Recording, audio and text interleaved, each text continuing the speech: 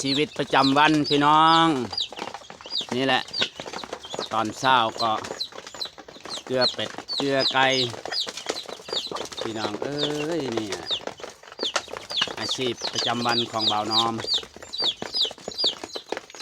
บ่เกลือก็บ่ได้รอกินแต่น้ำเจ้าของแซวพี่น้องเอ้ยจักลูกหน่อยจักลูกใหญ่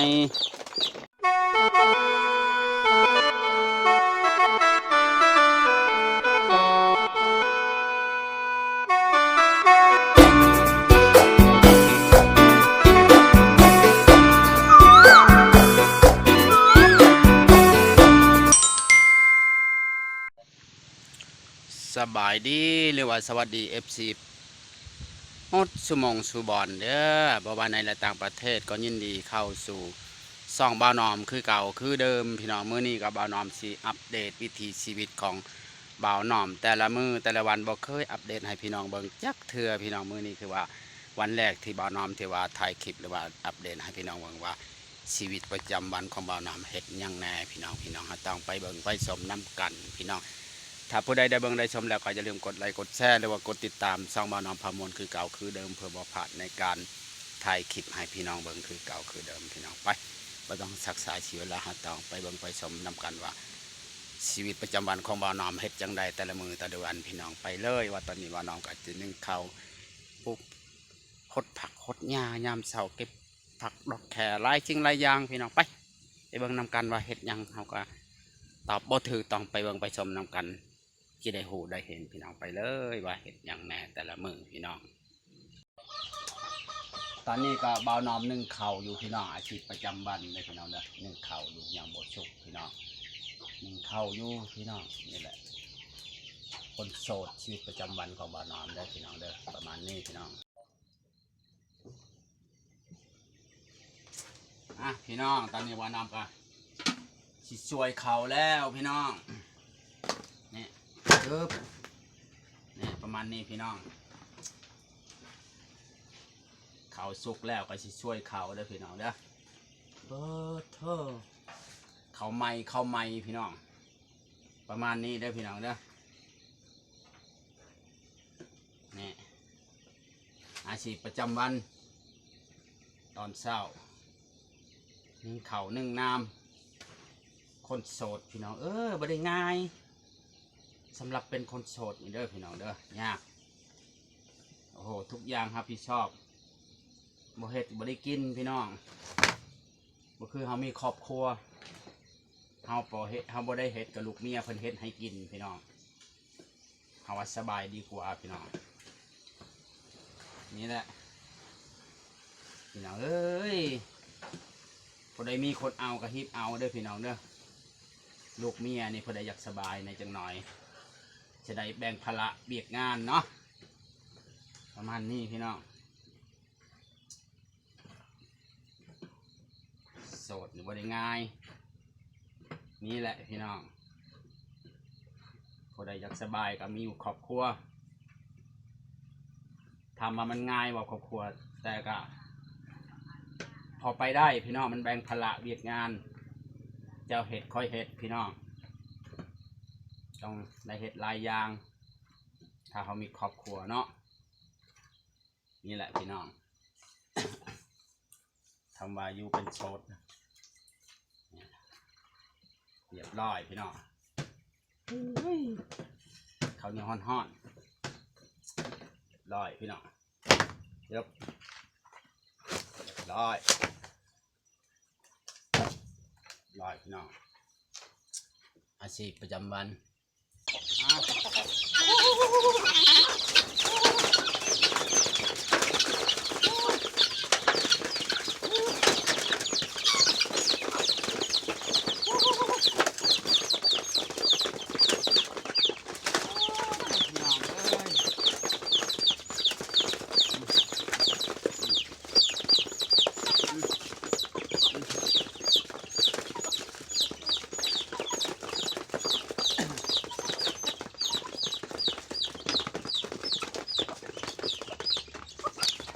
ชีวิตประจำวันพี่น้องนี่แหละตอนเช้าก็ เกลือเป็ดเกลือไก่พี่น้องเอ้ยนี่อาชีพประจำวันของบ่าวนอมบ่เกลือก็บ่ได้รอกินแต่น้ำเจ้าของแซวพี่น้องเอ้ยจักลูกหน่อยจักลูกใหญ่โอ้เอ้ยพี่น้องเอ้ยนี่แหละอาชีพประจำวันของบ่าวนอมพี่น้อง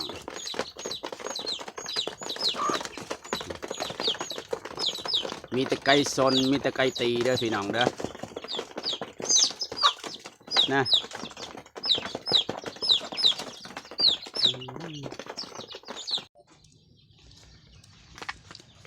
หลังจากเกลือไก่แล้วบ่าวน้อมก็จะเก็บดอกแครเด้อพี่น้องเด้อ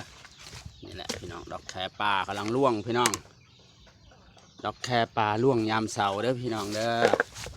คนน่ะมีแต่ดอกงามๆพี่น้องพอได้เคยกินบ่พี่น้องผู้ขาวหมดพี่น้องดอกแครพี่น้องเก็บดอกแครนำกันเด้อทุกคนลายนี่พี่น้อง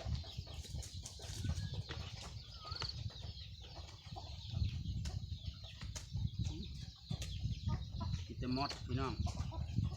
มด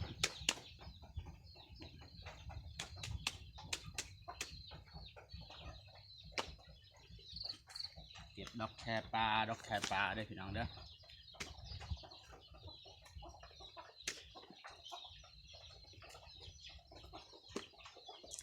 เต็มคุพี่น้องดอกแครปลาผู้ใดเคยกินบ่พี่น้องนี่ได้ต้นครับพี่น้องเป็นต้นครับบ่ดอกแครปลานี่เขาจะร่วงฤดูหนาวด้วยพี่น้องเด้อเขาจะติดดอกฤดูหนาวพี่น้องถ้าฮอดฤดูหนาวแล้วดอกแครปลาเนี่ยเขาจะเริ่มติดดอกพี่น้องนี่แหละประมาณนี้เด้อพี่น้องเด้อผู้ใดเคยกินบ่พี่น้องบางคนก็บ่เคยเห็นเนาะแต่ว่าบางพื้นที่ก็อาจจะบ่มีเด้อพี่น้องเด้อแต่บ้านบ่าวนอมนี่มีหลายพี่น้องมีอยู่หนองผลก็4-5 ต้นพี่น้องดอกจูมพี่น้องเห็นบ่พี่น้องดอกจูมเขาเนี่ยประมาณนี้เด้อพี่น้องตาเขาจะเริ่มบานเลยพี่น้องนี่เริ่มบานนี่แต่เป็นพรุ่งนี้นะเขาบานนะแต่เขาเริ่มจูมไปก่อนแต่เป็นพรุ่งนี้เขาจะบานยามเช้าเด้อพี่น้องเด้อดอกแครปลาพี่น้องแซ่บพี่น้องนี่ตอนเช้าแล้วก็จะรวงประมาณนี้พี่น้องแต่หมดชอบเพราะว่ามันหวานพี่น้องถ้ามันจมประมาณนี้ก็ต้องเป็นพรุ่งนี้เขาจะแตกเขาจะร่วงพี่น้องเขาต้องรอเก็บตอนมันร่วงมันจะอร่อยมันจะแช่บพี่น้องถ้าเขาเก็บเอากับต้นมันจะคมพี่น้องออกคมก็บ่ได้คมมากดอกพี่ดิแบบพอดีกินนะพี่น้องเด้อคมพอดีเลยพี่น้องนี่มาละเบิ่งทางนี้แล้วพี่น้องเด้อหลายเด้อพี่น้องนี่เดี๋ยวก็จะเริ่มร่วงแล้วนี่แต่ตอนนี้เขาเริ่มจะร่วงแล้วพี่น้องตีนี่เห็นป่ะเริ่มร่วงแล้วนี่วิธีทำกินก็มี2-3 วิธีเด้อพี่น้องบางคนก็เขามาเก็บแล้วก็ล้างน้ำพี่น้องล้างน้ำไปว่าล้างน้ำแล้วเขาก็นึ่งพี่น้องนึ่งหรือว่าบ่อยากนึ่งก็ต้มก็ได้เด้อพี่น้องเด้อเขาจะรสชาติเขาจะออกคมจักหน่อยพี่น้องแต่ก็บ่คมมากเด้อพี่น้องมันบ่คมมันหมักลิ้นไม้หรือหมักลิ้นผ่านี่ก็มันคล้ายๆกันกับหมักลิ้นไม้เด้อพี่น้องแต่มันเกิดแบบธรรมชาติเกิดตามป่าตามดงพี่น้องแบบว่ามันมีแบบว่าบางพื้นที่จะมีพี่น้องบางพื้นที่ก็บ่มีเด้อมันบ่ได้เกิดเป็นทั่วที่เพราะว่าบางบ่อนก็บ่มีเด้อพี่น้องแบบดอกแครปลานี่ก็หากินยากเหมือนกันพี่น้องผู้ใดบ่เคยกินก็ลองชิมเบิ่งเลยพี่น้องต้องมีขายอยู่ตลาดเพราะว่าบางทีเขาก็เก็บไปขายตลาดแต่บ้านบ่าวนอมบ่เคยเอาไปขายพี่น้องบางเทื่อก็ถ้าอยู่ข้างล่างนะอยู่ชวนบ่ทับปล่อยงัวนี่งัวควายเขาชอบกินนะพี่น้องเวลามันล่วงตอนเช้านี่งัวเขาจะเก็บกินพี่น้องสัตว์ก็กินได้เปล่าคนก็กินได้เด้อพี่น้องเด้อรสชาติมันออกคมๆจะเผ็ดพี่น้องแซ่บพี่น้องวิธีกินก็คือ2 วิธี1ต้มพี่น้องหรือว่า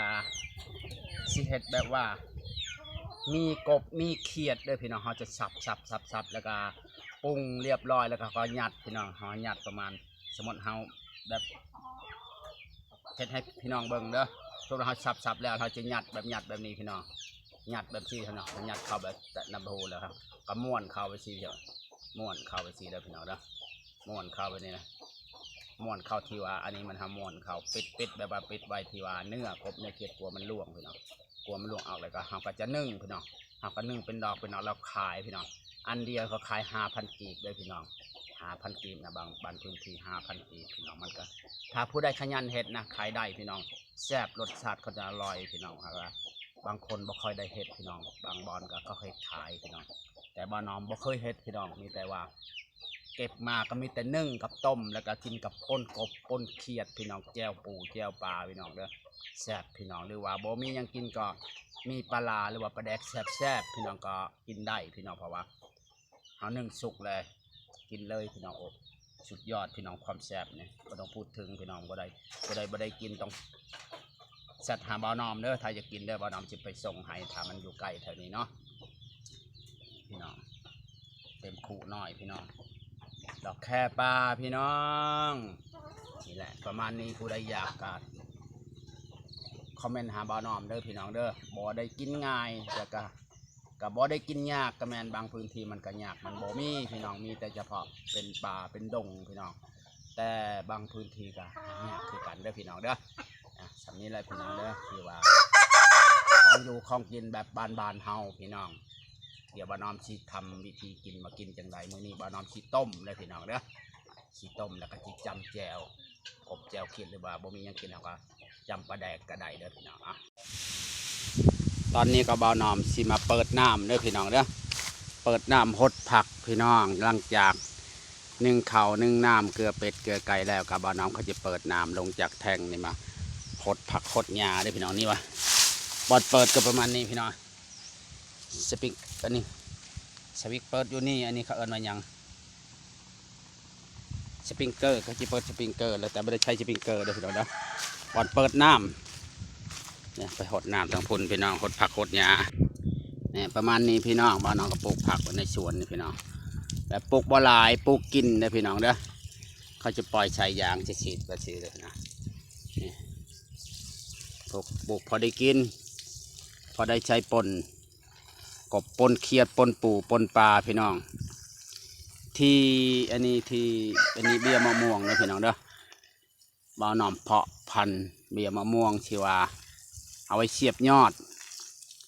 แต่เป็นมะม่วงอันนี้เด้อพี่น้องเป็นมะม่วงสอเด้อพี่น้องเด้อบ่าวน้อมยังสีเสียบยอดอยู่แต่ว่ารอให้เขาใหญ่จักหน่อยพี่น้องเนี่ยประมาณนี้นะพี่น้องเด้อเนี่ยตะไคร้ก็เพิ่งจะปลูกพี่น้องหอมแดงแล้วก็ผักชีลาวพี่น้องกินจะหมดแล้วปลูกดนแล้วพี่น้อง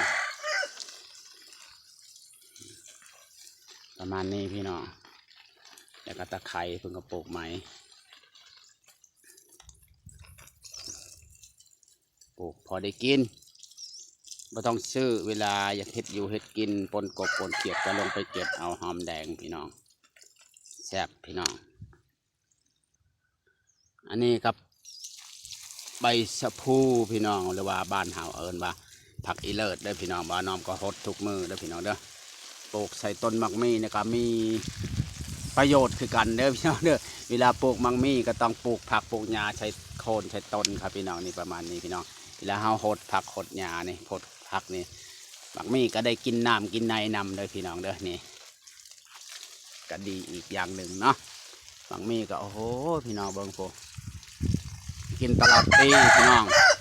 หมักมี่นี่หมักโมจักระดูเด้อพี่น้องเด้อเขาจะติดลูกติดหมักตลอดปีเลยพี่น้องปีหนึ่ง2-3 เทื่อเขาติดลูกโอ้โหสุดยอดพี่น้องพันนี่หากินยากคือกันเด้อพี่น้องบ่ฮู้ว่ามันมาจากไหนเขาก็บ่ฮู้เอามาจากกรุงเทพเขาจะมาจากไสเพราะว่าหมักมี่ต้นนี่ที่ว่าเขาปลูกนี่เขาจะติดลูกตลอดปีเลยพี่น้อง